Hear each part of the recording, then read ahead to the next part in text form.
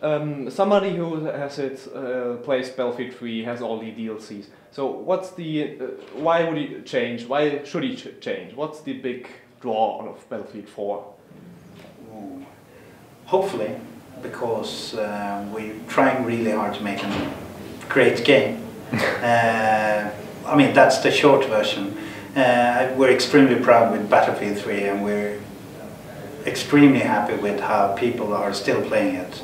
And as over 2.9 people have kind of tied into the premium program, and many more bought expansion packs and just playing it on and on, we never have the intent to tell people to stop to play a game.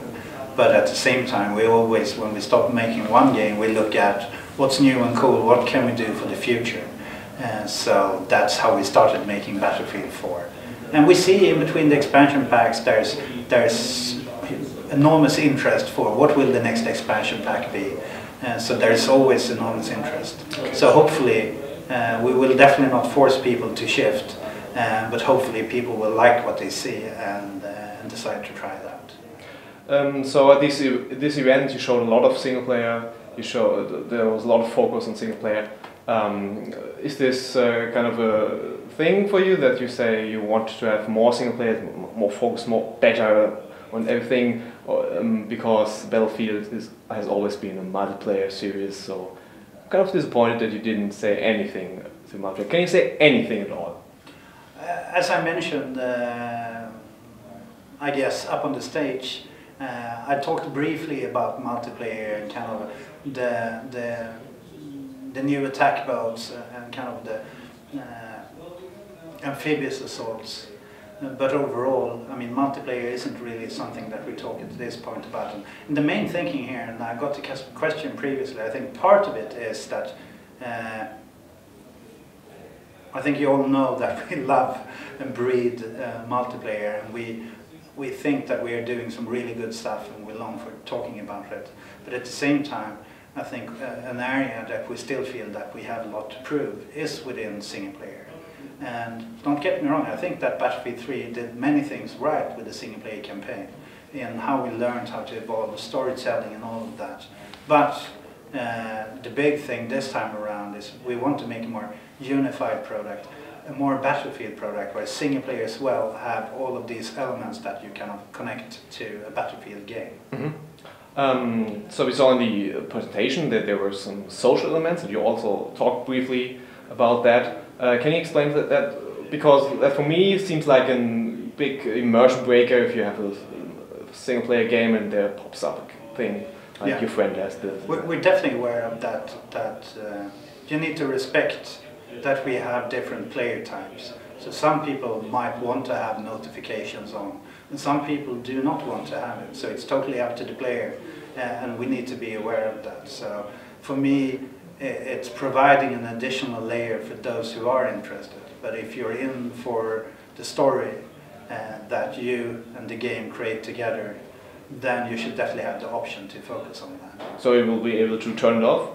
Kind of thing? So let's talk boats. You mentioned these kind of amphibious assaults. So what kind of boats are there? What's cool about them, and how will that change the whole game? What's not cool about boats? I can't really kind of go into the boats and all of that, since a lot of it will come later. But overall, I think that for a long time, Battlefield, or where we started, was land, sea and air. And for a long time we've been kind of lacking on the seaside, and that's what we want to remedy. We also saw in the single player presentation that there's a new kind of feature where you can order your squad to attack some things and stuff. So how deep is this feature, and what can you do with it? So overall, I mean, to be honest, in some areas we're still finding out, since we're still building the game. But as you saw clearly in the demo today, you could direct the fire of the squad, you could direct the fire of the helicopter, and overall, and this is a big part of bringing multiplayer elements into single player. We have no intention of building 1942's or Battlefield 2's bot war. We still want to tell a great story with even more than ever kind of connection to the individuals, digital actors. But we want to provide more freedom and kind of the pillars of Battlefield with more destruction, with more variety in ways of kind of player autonomy. You get to choose how you solve the problem. Mm-hmm. Yeah, but the level you saw, it was pretty straightforward, right? There were all these kind of script sequences and just one way to go and all this stuff. So I was pretty surprised when you said the game would be more open and more freedom because I didn't see it. Overall, I would say, I mean, part of it is also when you don't get to play it yourself, but you get it demoed, you only get one version. So, for example, when you were crashing through the building, you still had a possibility of kind of control of taking out enemies. Overall, I mean, it's definitely so that this is the first mission of single player. So in the beginning, we are directing you very much to learn you how to walk and talk and run. And then there's definitely areas that are more open, and there will be areas that are less open, especially since we want to keep on relaying a good story. So the openness of the construction side, for example, and I would guess where we narrow it down and we want the extremely emotional moment of where you have to cut the leg of your friend or what remains of the leg is a moment that we want to get everyone to experience. But we worked a lot with how you ease the player into that, so it's always player initiated and that it doesn't feel like the hand of God kind of took you by the neck and threw you in there. So it's a fine balance, but overall we feel that we are striking a good balance between player autonomy and a well-told story. So this whole approach with the squad and giving orders and stuff, that would be a really cool basis for a co-op campaign, wouldn't you say? Yeah, I guess many times, I mean, our thinking this time around is that we focus on single player, we focus on multiplayer, and we do it really well. We build a solid Battlefield product. And to be honest, many times when you play in multiplayer, there is a huge element of cooperative team play when you do play in multiplayer, since we have so many built-in systems that cater for the experiences that you usually have in co-op. Speaking of the technical side of things, we saw now you have the Frostbite 3 engine. Can you go into detail about the technical aspects of it, like will it, especially on consoles, will it, which frame rate will it have, or which resolution? Can you say anything to that? To be honest, we're still finding out a lot of these details as we're still building the game. Overall, we're building an engine that is highly scalable, so that we can keep on pushing the boundaries while scaling to whatever platform we want to put it on. And I think the demo today is a testament to that. And overall, the approach this time has been, even though we talk about the tech is there to support kind of the experience that we want to deliver. More like a magician come up with new tricks, but it's not about how you do it, but how it's perceived. So for us, it's delivered that human, dramatic, believable experience with these characters, and that you remove all the obstacles that didn't make you buy into what they told you. Same way with the bigger dynamic battlefield, with wind, forces, destruction.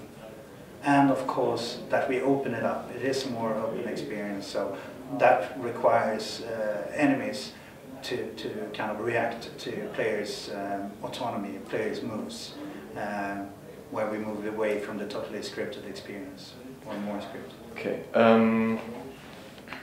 let's see here, the big question.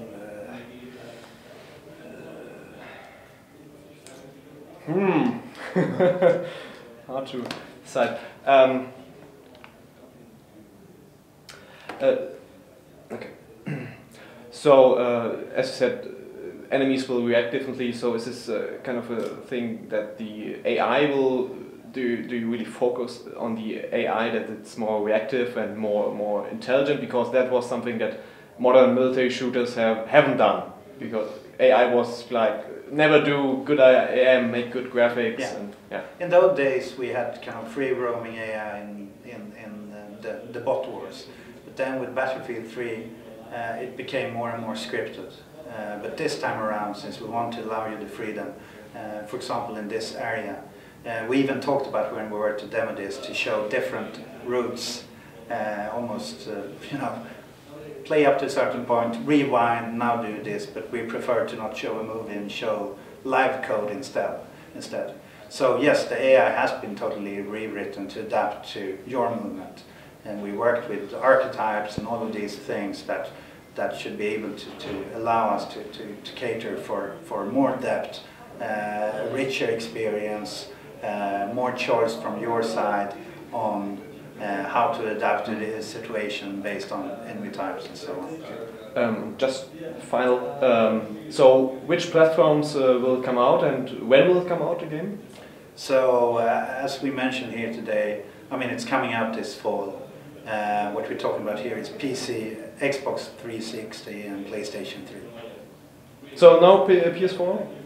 That's not what we talk about today. The key thing here is the scalable engine, which is a beautiful tool that can scale to basically anything. Okay. Thank you. Thank you.